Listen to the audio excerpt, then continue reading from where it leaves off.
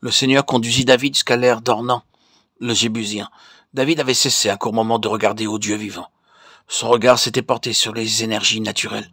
Il fallut donc que Dieu l'amenât une seconde fois sur cette aire de battage afin qu'il fût définitivement débarrassé de ses rebuts, de ces balayures de foin et de paille qui subsistaient encore en lui.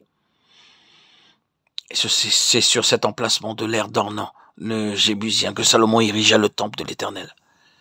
Salomon commença à bâtir la maison de l'Éternel à Jérusalem sur la montagne de Moria, qui avait été indiquée à David, son père, dans le lieu préparé par David sur l'aire d'Ornan, le Jébusien, 2 Chroniques 3:1. C'est en cet endroit, sur le mont Moria, qu'Abraham avait connu son épreuve de foi.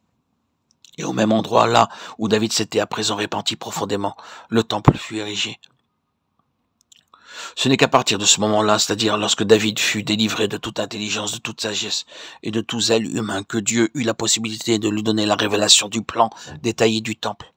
David se mit alors à faire toutes choses en conformité avec la volonté révélée de Dieu.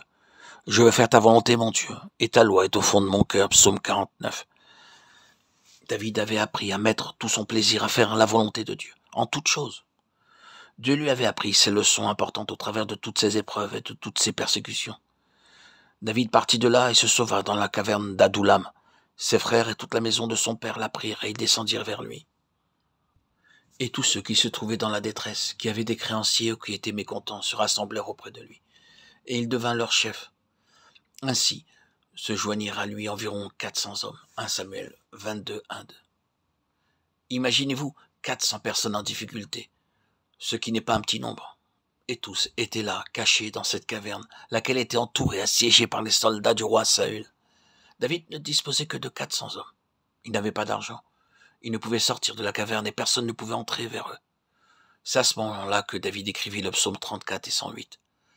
Après s'être enfui de chez Akish, roi de Gath, devant lequel il contrefit l'insensé, David, pour échapper à Saül, dut se réfugier dans une caverne.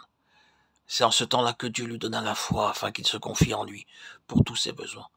C'est dans cette circonstance que fut rédigé le psaume 34. Je bénirai l'Éternel en tout temps. Sa louange sera toujours dans ma bouche. Que mon âme se glorifie en l'Éternel, que les malheureux écoutent et se réjouissent. Exaltez avec moi l'Éternel. Célébrons tous son nom. J'ai cherché l'Éternel, il m'a répondu. Il m'a délivré de toutes mes frayeurs. Quand on tourne vers lui les regards, on est rayonnant de joie, et le visage ne se couvre pas de honte.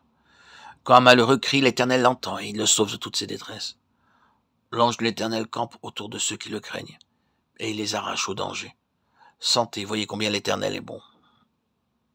Heureux l'homme qui cherche en lui son refuge. Craignez l'Éternel, vous ses saints, car rien ne manque à ceux qui le craignent. Psaume 34, 2-10. C'était son expérience personnelle à ce moment-là, dans la caverne. Imaginez 400 hommes affamés dans une caverne cernée par l'armée ennemie. Cependant, jour après jour, d'une manière ou d'une autre, Dieu pourvoyait à tous ses besoins dans cette caverne. Tous ces gens qui étaient venus vers David n'avaient rien du tout.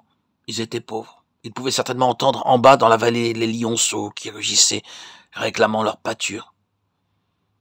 En effet, lorsque les lions sont privés de nourriture, ils vont et viennent en rugissant.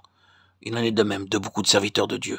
Lorsqu'ils ont besoin de beaucoup d'argent, ils se mettent à crier très fort. Ils dépendent de leurs cris, de leurs appels, de leurs stratagèmes et de toutes sortes de ruses pour obtenir de l'argent.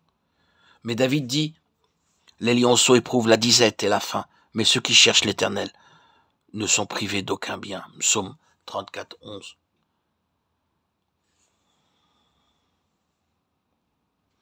Comment commençait-il donc leur journée dans cette caverne? Mon cœur est affermi, ô Dieu. Je chanterai, je ferai retentir mes instruments. C'est ma gloire. Réveillez-vous, mon luth et ma harpe. Je verrai l'aurore. Je te louerai parmi les peuples, l'Éternel. Je te chanterai parmi les nations. Car ta bonté s'élève au-dessus des cieux et ta fidélité jusqu'aux nues.